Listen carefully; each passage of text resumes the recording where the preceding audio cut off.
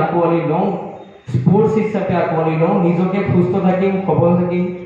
নিজৰ মনোবল বৃদ্ধি থাকিম, মানসিকভাৱে সুস্থ থকাৰ লগতে যেতিয়া আমি হয়, এইটো আমাৰ দিনবাসী ৰাইজৰ বাবে খুব গৌৰৱৰ বিষয় হয় যে প্ৰথমবাৰৰ বাবে অসম ইউথ অলিম্পিক্স 2022ত য়োগা এটা স্পৰ্টছ হিচাপত নিৰ্ধাৰণ কৰিছে আৰু তাতে আমাৰ